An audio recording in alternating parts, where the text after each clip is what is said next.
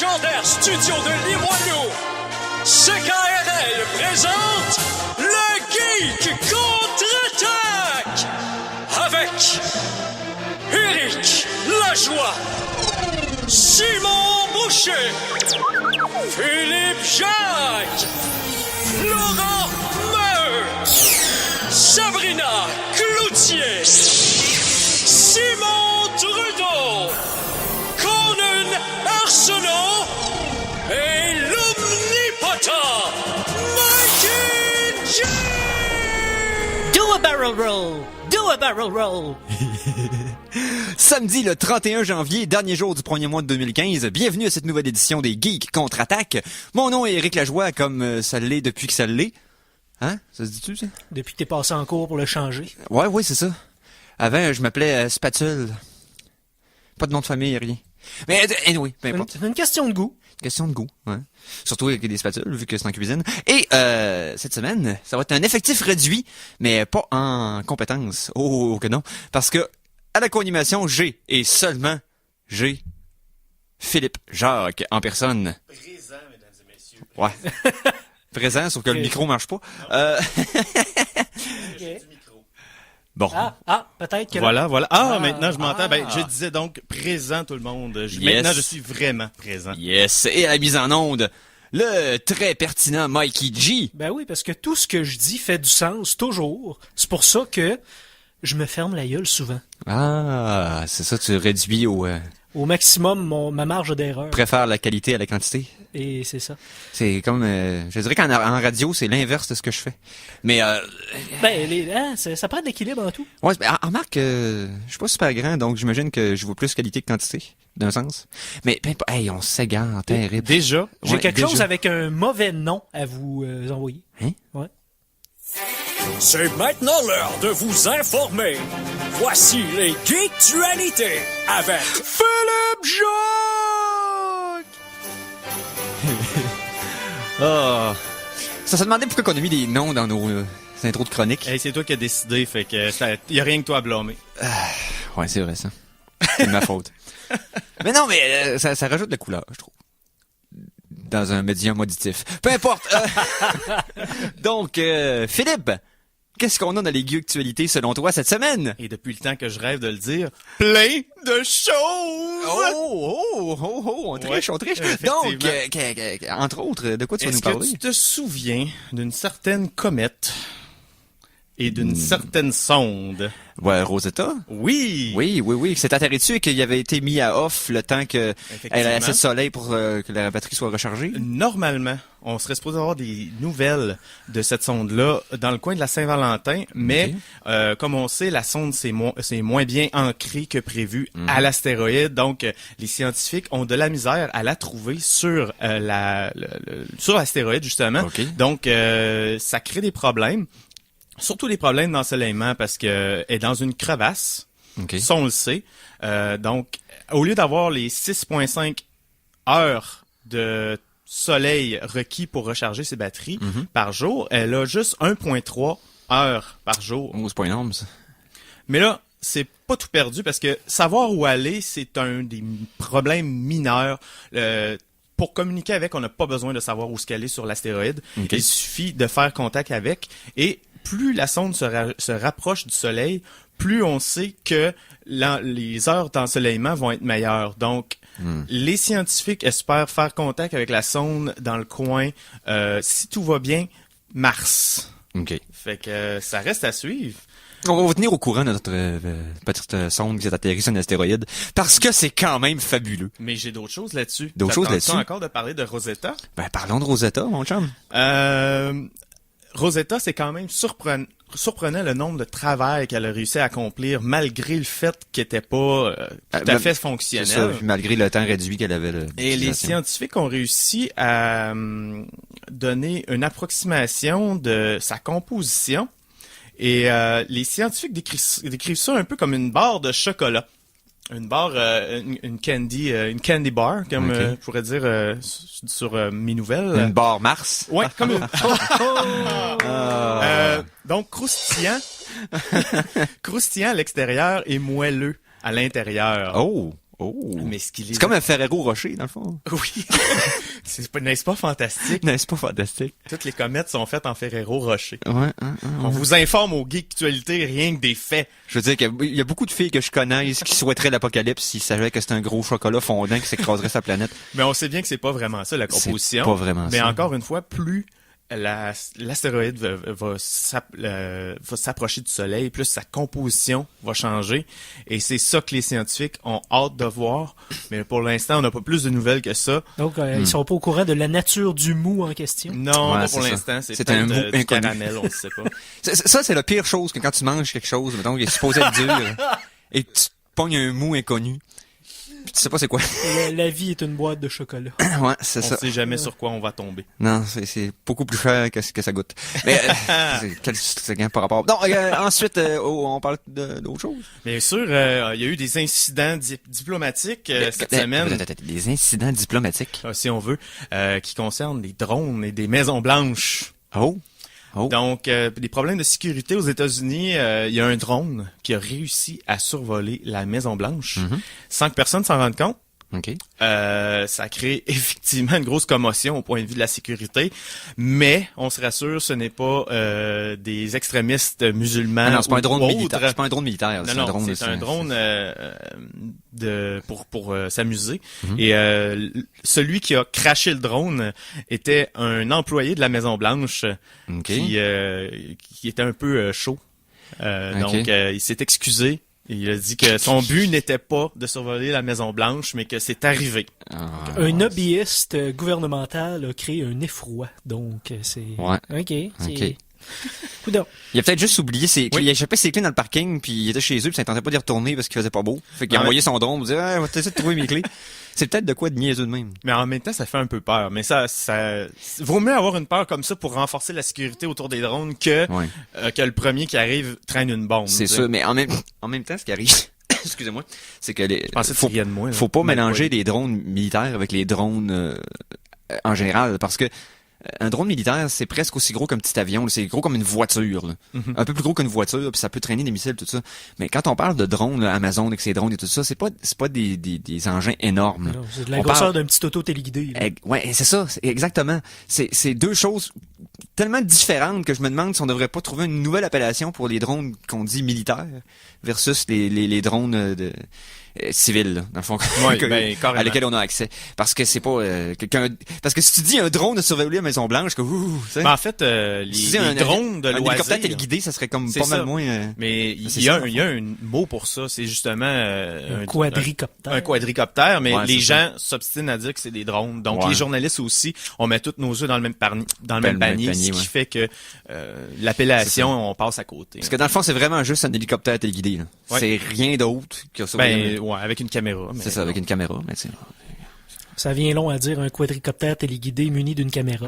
Ouais, c'est ça. Donc, Drone. Wi-Fi ou etc. Ok, c'est correct, j'abdicte. As-tu d'autres incidents diplomatiques ou Non, pas pour l'instant, mais il se passe quelque chose de gros en fin de semaine. Je pense que vous êtes au courant, même si vous n'êtes pas sportifs tous les deux. Je pense que vous avez... le retour à la télévision de Fat Albert. Non, c'est le Il y a super. ça, mais... C'est le super plat. Oui, c'est ça, le super plat à salade.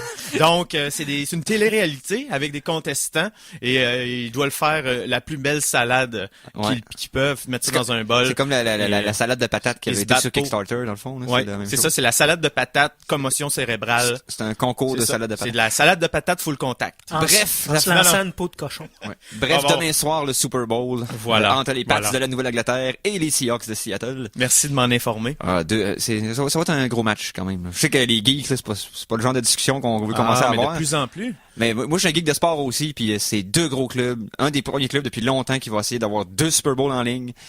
Tom Brady de l'autre équipe pour En les fait- Pats, qui va peut-être avoir 4 bagues. C'est pas... Juste pour dire, j'ai entendu dire que les experts ne s'entendent pas pour trouver un favori. Non, parce que c'est deux grosses équipes. Là. C'est le genre de match-up qu'en début de saison, tu te dis, les deux gros clubs, ça serait le fun qui se rendent, ça serait eux autres, et c'est arrivé. Pour une fois. T'as pas de underdog, entre guillemets, dans le fond, là, d'histoire Cendrillon d'une équipe qui a réussi à battre les autres, puis que là, t'as une équipe qui est comme sous-estimée, puis l'autre équipe qui est Non, c'est deux grosses équipes complètes. Fait que ça va être un gros match quand même. Mais aussi, avec le temps, le Super Bowl est de plus en plus techno. Il y a tout le temps Exactement. des avancées scientifiques ou Exactement. technologiques. Ben, fais juste surveiller les magasins qui vendent de l'électronique et les télés, les nouveaux modèles, toutes les nouveaux features, entre guillemets, qui sont sur les télés, vont être poussés pour être achetés pour le Super Bowl. Mais là, je C'est en parle pas janvier. du kidam, là. Je parle qui écoute la game à la maison, là. Je parle Ok. de l'événement en tant que tel. Ok. C'est la première fois que le Super Bowl va être joué sous des lumières d'ailes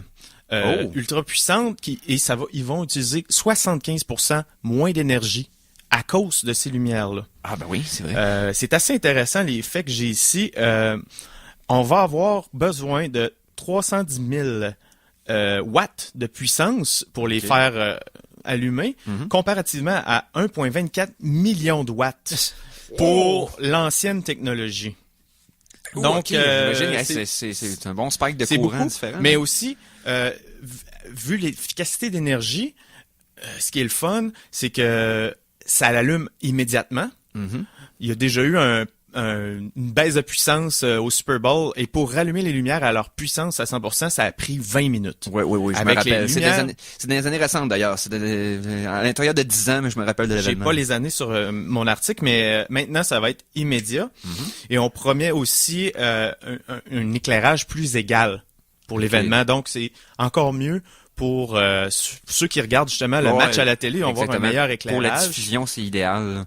C'est Ouais. un peu comme ceux qui suivent le hockey.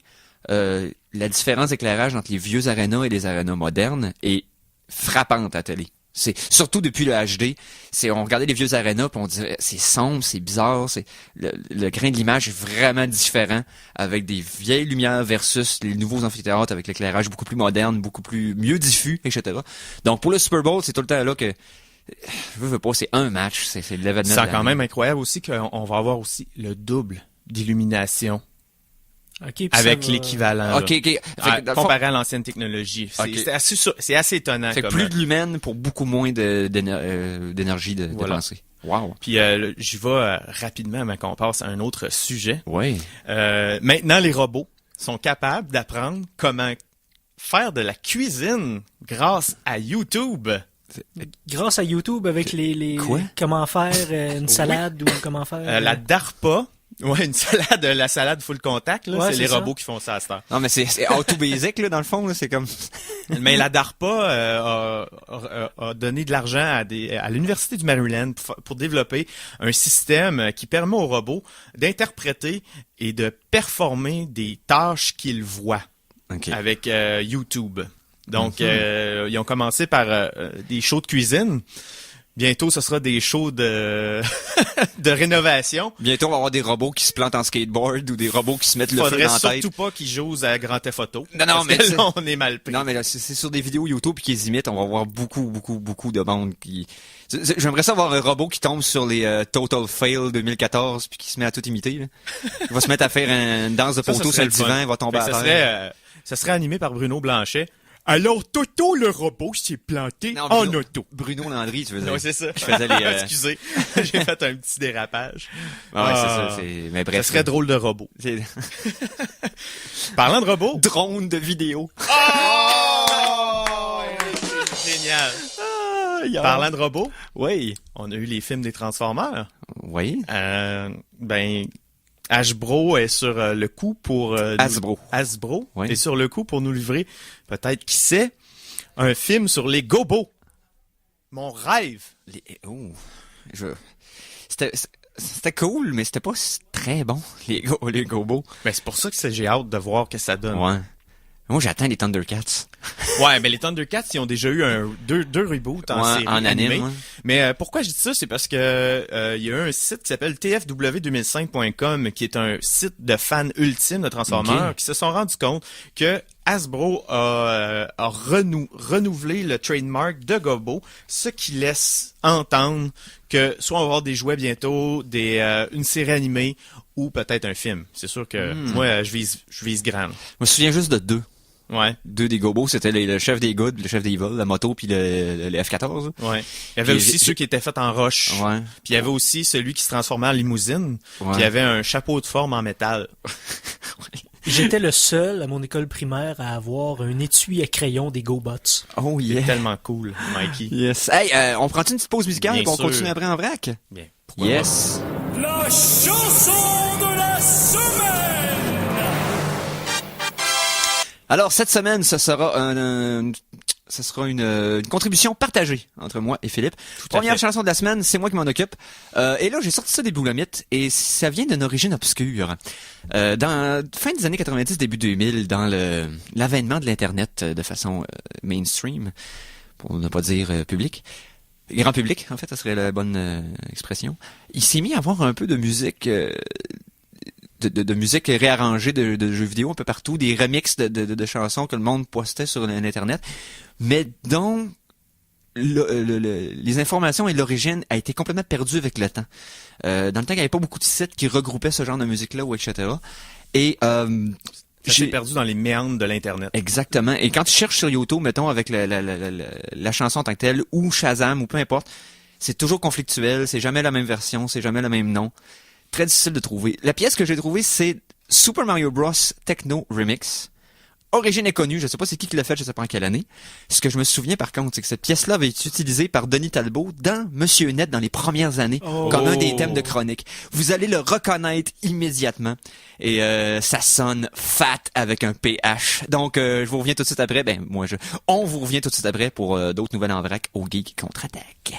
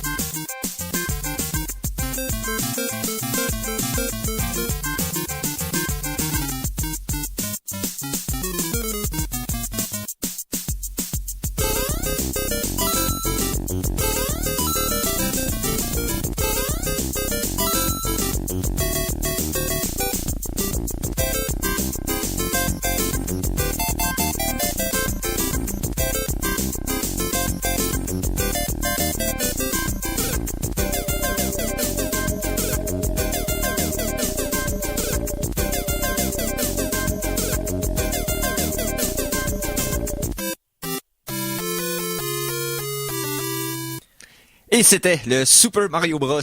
Techno Remix, d'origine inconnue. Si, par hasard, un de nos fans auditeurs, dirais-je, connaît l'origine de cette pièce-là ou l'aurait trouvée avec des recherches quand même avancées, ben qui nous en fasse part sur la page Facebook des Geeks Contre-Attaque. Donc c'est Ça serait apprécié de ma part parce que moi, après ça, je repose tout le temps la chanson de la semaine. Il faut que je sache toute l'information sur la question. Exactement. Donc, On est vraiment au premier balbutiement du mixage de techno, de jeux vidéo. Mais... avec les chiptunes originales du jeu et c'est. Mais je me rappelle d'avoir entendu la version intégrale il y a longtemps. Oui. Mais c'est quelque chose que tout le monde connaît, en fait. On l'a tout entendu. Mais ça s'est promené, dans l'univers geek, ça s'est promené dans les débuts de l'avènement de l'Internet et tout ça. Ça fait partie des mythes de l'Internet pré-Google, pré-YouTube, Tu comprends qu'il y avait rien de ça qui existait, puis on naviguait comme... C'était le Far West, là. Parlant de mythes, mon Eric, j'en ai un pour toi. Oh! Chronique Dragon!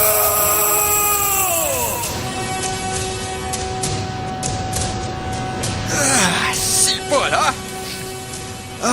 Wow! Man, tu t'es jamais donné dans un thème comme tu t'es donné dans celui-là, hein? J'ai eu recours à une greffe de cordes vocales. J'adore le thème de Chronique Dragon. On a une Chronique Dragon aujourd'hui! c'est fou. On parle de dragon! Ouais, plus ou moins. Comme Comme d'habitude, la chronique dragon est jamais à propos des dragons. T'es pas en train de me dire qu'on fait des chroniques tellement loin des dragons, mais juste pour plugger le thème sonore? On fait jamais ça, Eric. On fait jamais ça? On fait jamais ça. OK. En fait, on va parler de dinosaures. OK. Un dinosaure de 50 pieds, qui est une nouvelle espèce de sauropode, qui est surnommé le dinosaure dragon.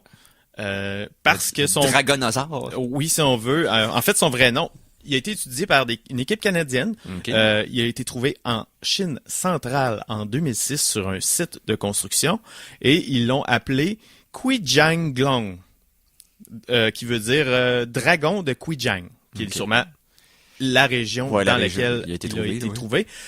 Donc, comme 50 je disais, pieds, c'est 50 gros. pieds de long et 25 pieds de cou. Donc, un cou, un sauropode, c'est les longs coups, comme les brachiosaures et tout ça. Donc, un cou de 25 pieds, c'est énorme. C'est un des plus longs dans les dinosaures qu'on connaît jusqu'à maintenant. Et ce qui est intéressant, pourquoi qu'ils l'ont appelé dragon, c'est que paraîtrait-il que à l'époque ancestrale de la Chine, ils auraient trouvé ce dinosaure-là en fouillant dans la terre, et il n'aurait pas trouvé la cage thoracique, les membres inférieurs, postérieurs, ce qui fait que ça aurait fait un serpent géant. Tu vois-tu? De là l'origine Donc, des une dragons colonne asiatiques, qui ça. sont vraiment juste des longs serpents avec une tête. C'est ça. Wow! Fait que c'est pas mal ça qu'ils ont découvert avec ça. C'est quand même une chronique dragon tout à fait par la légitime. bande, oui.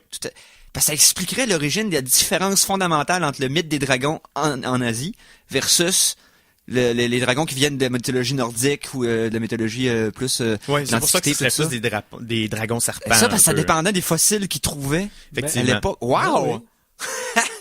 J'aime ça! Donc, très intéressant. Ben Mais oui, on va oui, se oui, tout à diriger vers une autre type de chronique, mon Mike. Oui, Encore, ok. encore. Mais... Tu t'en suis... cinéma! Ah, oui. d'accord. Ouais, parlez-vous avant le tour. J'ai dit. Cinéma!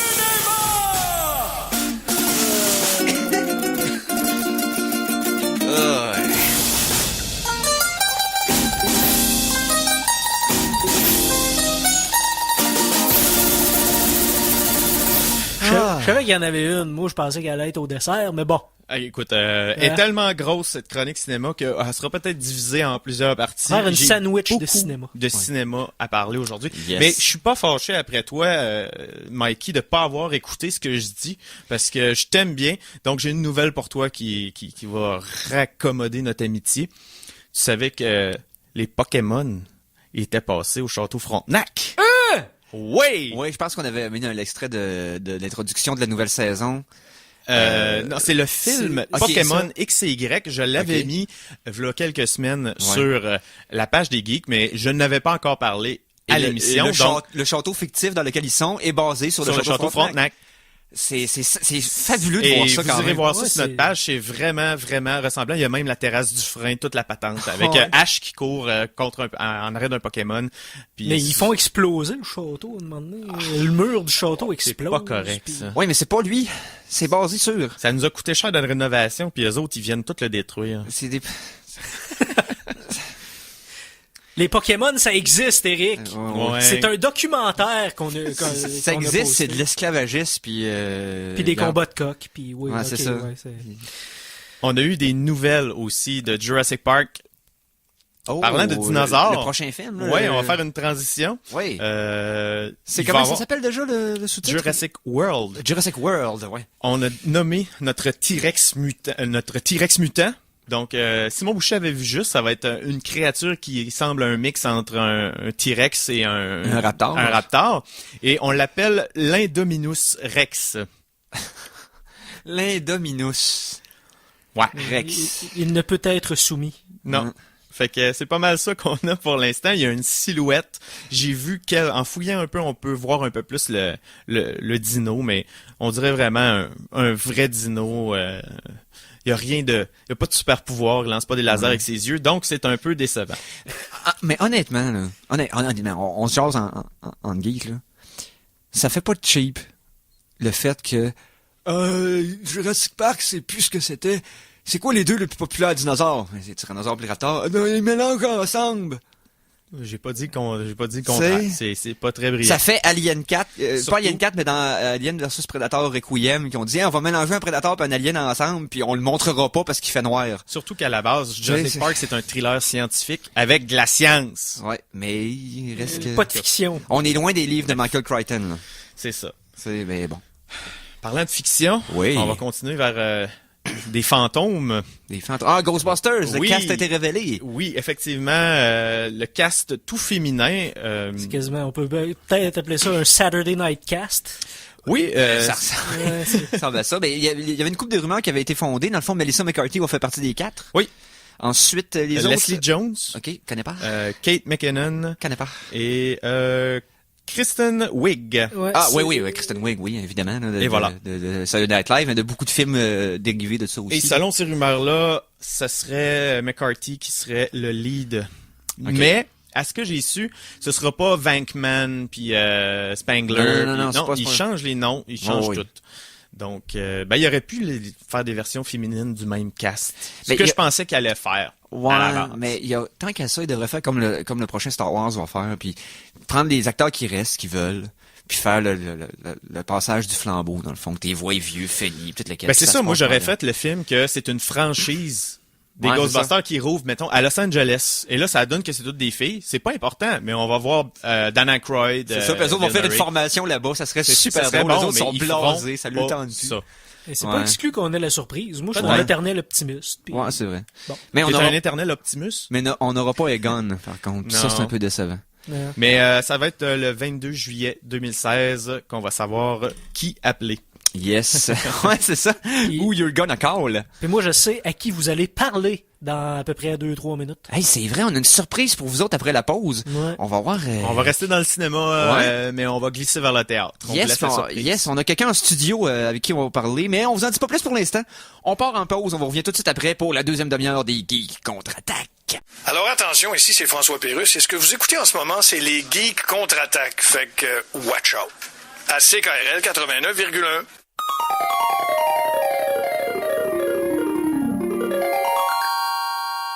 De retour de la pause, revoici les Geeks contre-attaque. Et nous sommes de retour pour la deuxième demi-heure des Geeks contre-attaque, dernière édition de janvier 2015. Hein, quand même, le 31. Oh, la vite. limite, on pouvait pas aller plus au bout que ça. là. Fait que, donc, comme vous ai dit avant la pause, on a peut-être de quoi de spécial, on a une belle petite chronique. Mikey, s'il te plaît. Les Geeks contre-attaque souhaitent la bienvenue à l'invité de la semaine. On voulait de quoi de suave, faut mettre nos invités à l'aise. Ça les met plutôt mal à l'aise, je comprends pas pourquoi. Ça dépend, il y en a qui ont pas compris la référence, mais je pense que Mister va la comprendre. Jean Bélanger, salut monsieur. Bonjour.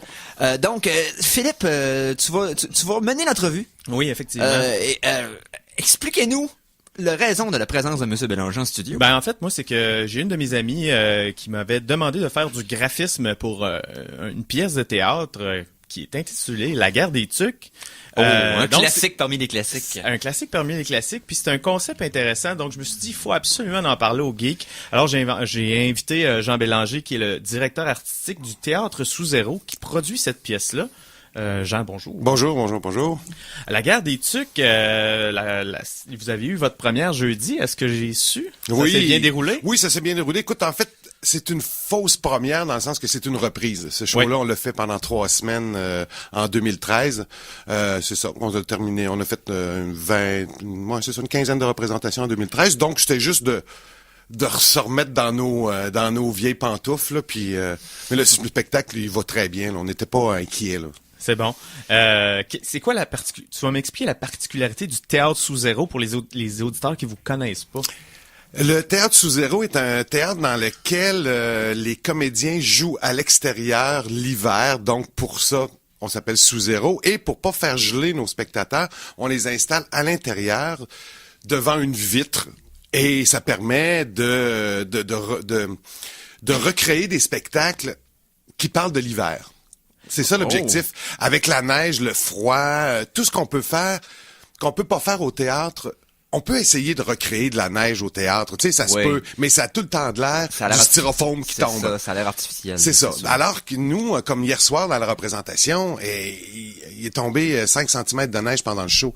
Donc c'est merveilleux. Ça va être magique. C'est hallucinant. C'est pour ça que c'est pour des soirées comme hier là qu'on fait ça. C'est sûr que c'est tout le temps le fun d'entendre les comédiens marcher puis ça crunch parce qu'on a des micros pour capter les sons d'ambiance. C'est qu'on entend marcher.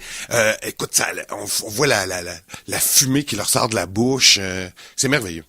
Les premières productions du Théâtre Sous Zéro, la guerre des tucs, c'est pas la première. Non, on a commencé avec le Conte d'hiver dans la verrière du sacrilège. Okay. Donc, on assoyait 50 personnes. On a vraiment installé des espèces des estrades. On a surélevé la partie arrière. On a permis à 50 personnes de voir le spectacle. Puis, on a fait une adaptation d'une pièce de Shakespeare qui s'appelle Le Conte d'hiver.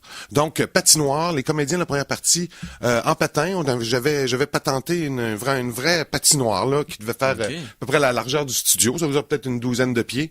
Puis, donc, la première partie se passait en patin. C'est que c'était merveilleux. On entendait les lames sur la glace. Wow. Ça, on avait des crazy carpets. Je veux dire, vraiment, là, c'était le gros délire. Là. Vous avez fait aussi, je crois, Agaguc, au Sacrilège aussi. Non, Agaguc, on a déjà... Parce que on a fait le Conte d'hiver 2 fois au Sacrilège et c'est devenu beaucoup trop petit. Ouais, sûrement. À 50 personnes, on était plein à tous les soirs. C'était impossible. Donc, déjà, en 2008... Ce qui est arrivé, c'est que le Musée national des beaux-arts a acheté la collection Brousseau, qu'on appelle, qui est une collection d'art inuit. Okay. Donc, en même temps, on a décidé de jumeler ça avec un spectacle une adaptation de Agaguc. Alors, ça a donné comme une espèce de mix qu'on trouvait intéressant. C'est qu'on a fait Agaguc en 2008. Et ensuite de ça, on a pris une pause, bien malgré nous, mais aussi parce que, la vie étant ce qu'elle est. Puis là, on a repris en 2013 avec... La guerre des tucs. Est-ce que c'est le genre de concept, ça, que vous êtes inspiré d'un concept qui existe ailleurs ou c'est vraiment unique? Qui parle? C'est Dieu. On l'appelle Mikey. Okay. Ah oui, j'avoue, parfait. Oui, alors, OK. Non, écoute, je n'ai pas fait le tour du monde. Donc, je peux pas dire si ça se fait ailleurs. Je sais que, du moins, au Québec, on est les seuls qui faisons ce genre de truc-là. Mais... Oui, c'est intéressant, c'est magique, c'est merveilleux pour le réalisme de la chose, mais ça demeure du théâtre. Ça demeure du théâtre. Vous savez qu'au théâtre, on parle du 4e mur, qui est comme le mur que normalement les comédiens ne voient pas lorsqu'ils sont sur la scène. Nous, le 4e mur, il est vraiment là. Ah, il est visible. Il est visible. Il est visible, il est palpable. C'est ça. Alors, ça demande un jeu différent de la part des comédiens. Parce que ils jouent derrière une vitre. On joue derrière une vitre. Alors, il faut rétablir le contact. Ça fait que l'idée du conte, c'est pour ça que Fabien Cloutier aide beaucoup qui est l'auteur et le metteur en scène. Il y a une adresse directe au public. On va chercher le spectateur. On lui parle à travers cette vitre-là. Donc, on rétablit le contact du 4e mur, ce qui fait que les spectateurs, même s'il y a un mur entre les deux, se sentent interpellés. Mais le comédien, lui, ne peut pas entendre le public car il y a une vitre. Comment écoute, ça se passe? Tout est la technologie. Les comédiens ont des micros, donc il y a des caisses de son à l'intérieur. Okay. Les spectateurs, au-dessus de leur tête, ils ont des micros. On a des caisses de son à l'extérieur, donc la communication se fait. Ils ont le feedback du public. Exactement. C'est important comme comédien. Ben, c'est ça. Ouais, oui. C'est magique, ça. Wow. Sinon, tu bouffes un rire, tu sais, je veux dire, t'as une réaction en dedans, tu l'entends pas. Oui. Il manquerait quelque chose pour le comédien. Exactement. Ça paye, dans le fond. C'est son essence, son gaz, souvent. C'est ça qui... C'est parce que là, il sait pas d'un soir à l'autre, ça rit-tu? Donc, est-ce que j'enchaîne? Est-ce que là, je peux laisser un temps, je laisse le rire descendre, après ça, je réattaque parce que ça reste une comédie. Le travail que Fabien a fait est merveilleux. C'est une comédie. Écoute, on se bidonne du début à la fin c'est l'histoire adapté à la sauce Fabien Cloutier. Donc, dans un Québec post-apocalyptique qui est vraiment, là, les jeunes sont rendus des adultes. Il y a un tsunami qui a détruit Bécamo. Tu sais, je veux dire, Fabien, rapidement, il crée cette espèce d'univers-là qui nous amène ailleurs, dans lequel on rejoue la guerre des Tucs. OK. Avec une narratrice qui est le chien Cléo, qui, elle, raconte sa vision de l'histoire. C'est que c'est pas le regard de Melançon à l'époque dans le film, c'est la vision de Cléo. OK, donc le chien est joué par quelqu'un, là. Oui, le chien, c'est Sophie Thibault. Le chien, c'est Sophie Thibault. Elle commence le spectacle, puis elle dit bonjour. Je m'appelle Cléo, je suis un chien Saint-Bernard femelle. On commence le show comme ça, là. Ça donne le ton. Ben, c'est ça. Mais il faut aussi arriver puis faire... Venez-vous-en avec nous. Il faut aller les chercher rapidement pour pas que ça soit ambigu. Donc, dès qu'en partant, on fait, OK, voici, c'est ça l'histoire. C'est raconté par un chien. C'est la vision du chien. Donc, ce qui est important, elle, c'est se faire flatter. C'est qu'elle comprend pas l'idée de la guerre. Elle comprend pas l'être humain. Qu'est-ce qu'il vient faire là? Pourquoi c'est une guerre? Donc, elle, la seule affaire qu'elle veut, c'est retrouver son Pierre, se faire flatter puis être heureuse. Donc, elle comprend rien à la guerre. Et son regard, son commentaire est intéressant par rapport à ça. Mais l'idéation de ça semble naturel d'associer Guerre des Tucs et Théâtre sous zéro, mais comment s'est déroulé le projet, l'évolution du projet entre l'idéation et la conception? Comment c'est... Ben, c'est sûr que l'idée du Théâtre sous zéro, c'est de rechercher des événements ou des choses qui se prêtent à notre spectacle qui est jouons dehors. Ouais. Donc, c'est comme si la guerre des Tucs, rapidement, s'est imposée à nous. En fait, même la guerre des Tucs, ça fait longtemps qu'on l'a en tête. On l'avait en tête avant à Gaguc, mais comme la collection Brousseau est arrivée, on avait déjà l'entente avec le Musée national des beaux-arts. Mais ce qu'on leur a dit, c'est que inversons les choses. Vu qu'on a la collection Brousseau 2008, faisons ça. Mais la guerre des Tucs nous tourne dans la tête là, depuis, je vous dirais, les débuts du Théâtre sous zéro. Ça veut dire que depuis après le Conte d'hiver, on avait déjà ça en tête. On savait qu'on voulait s'en aller là-dedans. Écoutez, on a des histoires, là, écoutez, là, Docteur Givago, tu sais, ça se passe en Russie, c'est un film, il fait fret, puis tout ça, c'est toutes des affaires qui nous inspirent. Il y a tellement de matériel possible à faire dans ce contexte-là. Ça vous donne vraiment, je veux dire, d'innombrables possibilités pour le futur. Exactement. Dans ce concept-là à cause de ça. Non seulement les pièces de théâtre existantes, mais d'adapter des scénarios à ce concept-là. Moi, je trouve ça super fascinant. J'étais même pas au courant, dans le fond, qu'il y avait du théâtre de cette façon-là. Là, je trouve ça vraiment cool. Puis on est rendu aussi assez mature, je pense, pour peut-être éventuellement, dans un futur, demander carrément à un auteur d'écrire pour nous. De pas prendre nécessairement quelque chose et de l'adopter. Du setup, dans le fond, et d'écrire en fonction. Exactement. Dire à cet auteur-là, regarde, voici notre concept. Nous, notre principe, c'est qu'on joue dehors. Les comédiens vont être dehors. Alors, voici. Poussons le concept au maximum. Poussons le concept. Faisons comme si on écrivait une vraie pièce de théâtre. Donc, on demande à un auteur de nous écrire quelque chose en pensant que ça va être joué par les comédiens du théâtre sous zéro, donc rapport intérieur-extérieur. Fait que on commence à avoir cette maturité-là. Ça fait qu'on...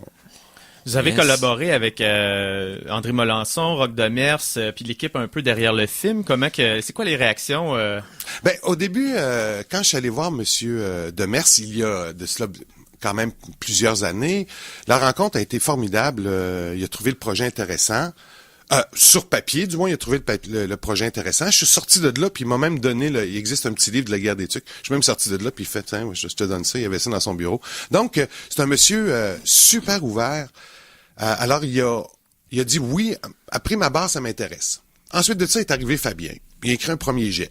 Il l'a présenté à M. Demers. Et M. Demers a vu tout l'univers de Fabien et a vu que, à partir de... Ce que veut pas M. Demers, c'est pour ça qu'il refuse aussi de faire une nouvelle version de la guerre des Tucs. Le film, remake, un remake, là, comme les Américains sont si bons pour faire, avec des films français, mettons, mais bon. C'est pas vraiment... ils ont pas réussi à en faire un qui avait tu sais, généralement, c'est moins bon. C'est ça. Ah oui, c'est ça. Ils mettent des guns partout, puis ils mettent des explosions, Non, même c'est ça. dans 3 hommes et un coup de foin. Là, Mais Rock de mer, c'est conscient qu'un remake est justement pas à la hauteur du... C'est ça.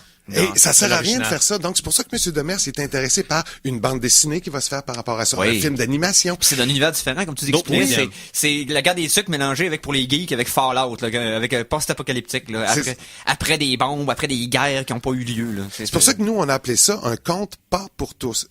Donc, c'est parce que, puis on est rendu pour adultes, parce que c'était la série des contes pour tous, un conte pas pour tous. Puis M. Demers tenait à ce qu'on écrive ça, la guerre des tucs, la pièce. Ouais.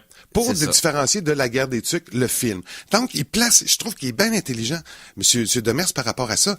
Il brûle pas ses affaires. Ouais. Il fait vraiment, non, regarde, ça, c'est un univers, je crée un autre univers, je l'amène ailleurs. Et d'ailleurs, c'est pour ça qu'il aimait ça. C'est parce que Fabien on l'amène tellement ailleurs. Les personnages sont tous là, mais c'est vraiment, là, une espèce de twist bien intéressant. Justement, quand on reprend un classique comme ça, puis on le passe au tordeur, on n'a pas peur d'écorcher un classique aux yeux des fans, ou y avait-tu un stress par rapport à ça?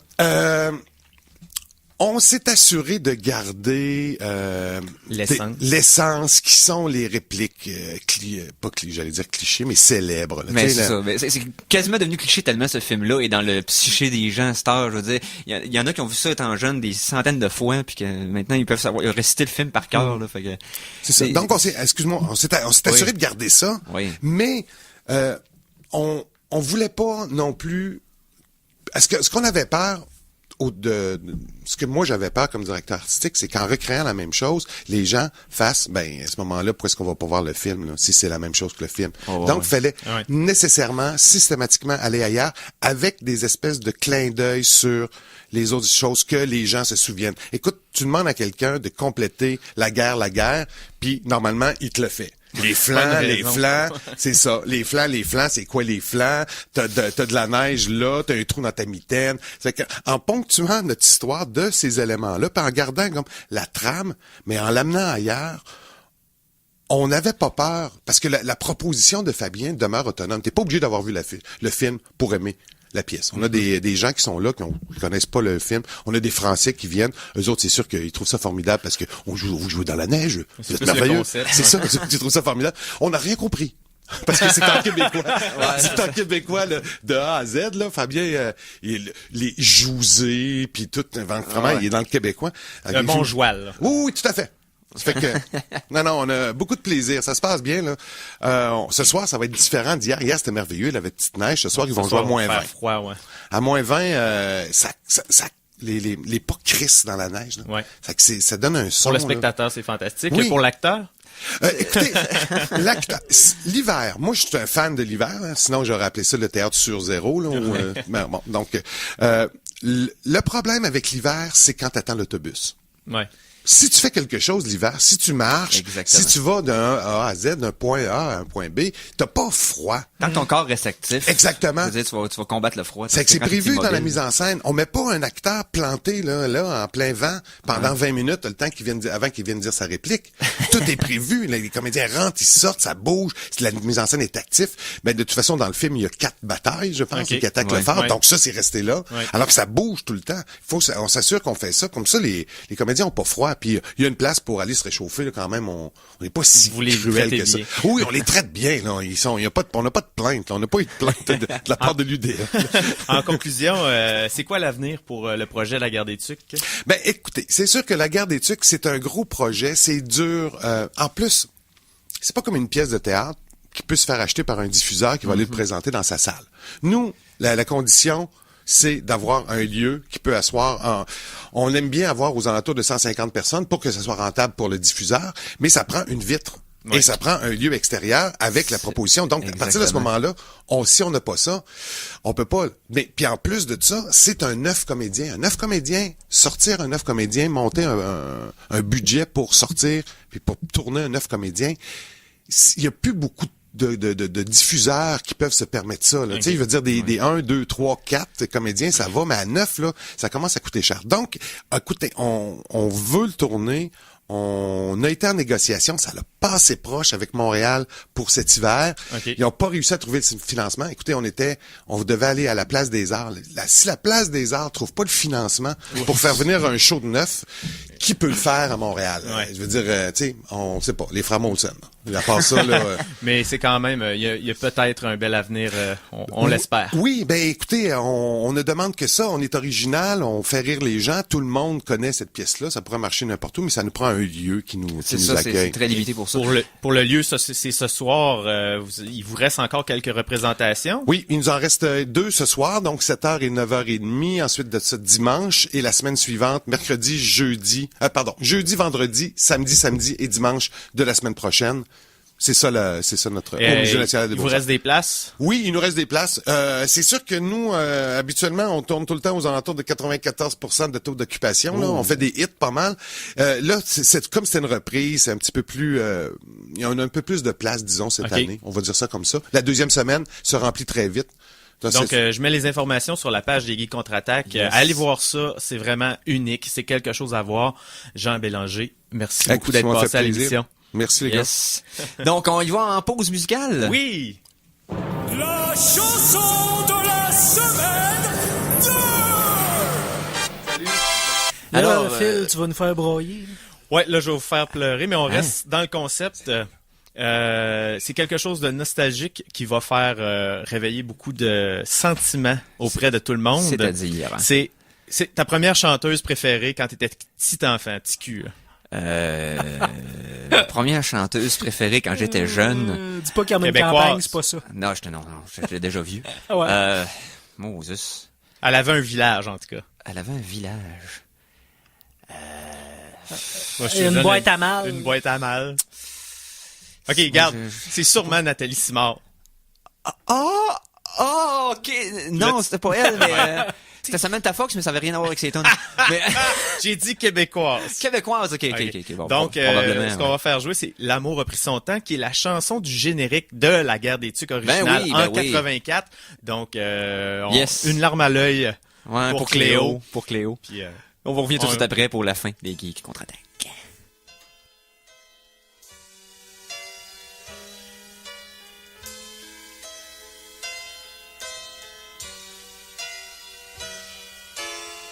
L'amour revient de guerre, le cœur en bandoulière. Il faisait froid au loin là-bas. L'amour revient de guerre, la tête de travers, mais le cœur à l'endroit. Faisons la paix si tu veux.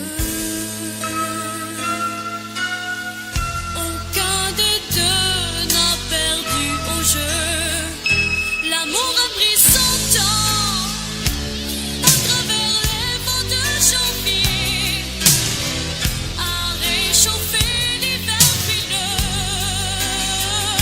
L'amour a pris son temps, mais rien n'aurait su apaiser le feu qui brûlait dans nos yeux.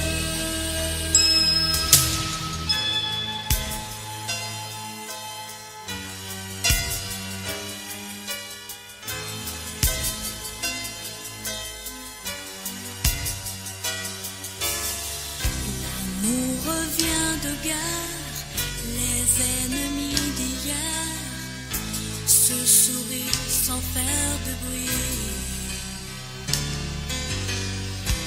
L'amour revient de loin, l'amour s'éveille au jour, après 1000 détours. Faisons la paix si tu veux. Aucun des deux n'a perdu au jeu. L'amour a pris son temps à travers les vents de janvier, à réchauffer l'hiver frileux. L'amour a pris son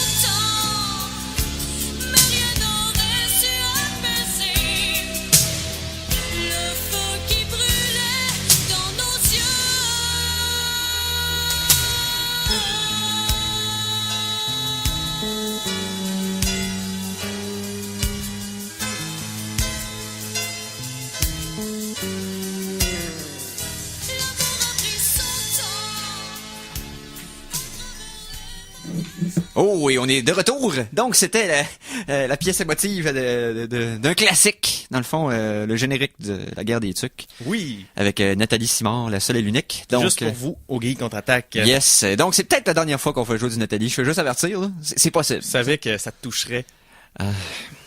Mais reste que voilà. Donc on retourne dans le cinéma. On retourne dans le cinéma? Ben oui, pas cinéma, besoin okay. de thème là. Pas besoin de thème, on a déjà joué. Ce qui est le fun, c'est que George Lucas s'est plaint à un journaliste. Il a fait sa diva à un journaliste et il a dit quand j'ai vendu la franchise Star Wars à Disney, oui. J'avais des idées pour Star Wars épisode 7 et ils ne les ont pas utilisées. OK. À ce moment-là, quand George Lucas a dit ça, l'internet s'est levé et a applaudi. Hein? Parce qu'on est bien content. Fait que George pleure. Ben, c'est parce on que est heureux. George a fait ses meilleurs films quand il se faisait dire non de temps en temps. Ouais. Si on veut être Là, il est honnête, plus habitué de se faire dire non. Il fait n'importe quoi. Ouais. On retourne à la retraite, George, là, ça... Ben, il y a ça, puis il y a le fait que... Il a eu l'opportunité de faire de quoi de sensationnel, il a fait de quoi de correct. C'est ça qui est triste. C'est que à partir de là t'as vendu, laisse aller, George. Laisse aller. Ben, parlons de George Lucas, c'est encore une autre franchise qui a scrappé. Okay. Indiana Jones. Ah, oui. Parce que le 4, on s'entend, c'était pas super. Le 4. On n'a pas déjà dit que c'était pas arrivé, ça?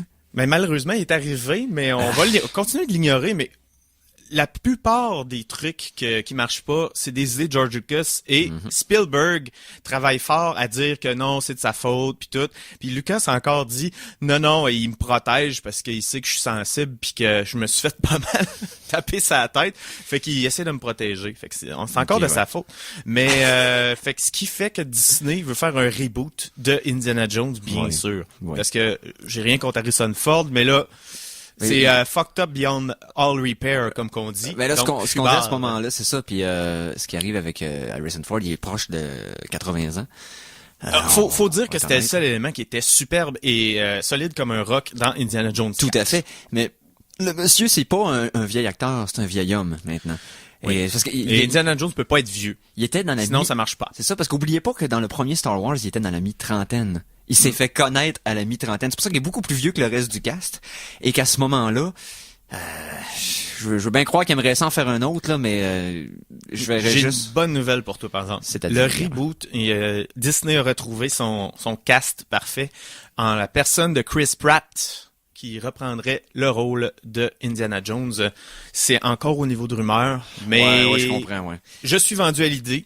Ça me va. C'est mieux que Shia LaBeouf, mettons. Hein? Alors, on va dire ça comme ça. Non, pour vrai. Mais Chris Pratt, oui, mais j'ai l'impression que parce qu'il a canalisé l'essence des personnages comme Indiana Jones, comme Han Solo, tout ça dans son interprétation de Guardians, ça l'a fait en sorte que on voit ça comme un successeur naturel, mais ça pourrait être quelqu'un d'autre aussi, mais c'est sûr que je vois Chris Pratt.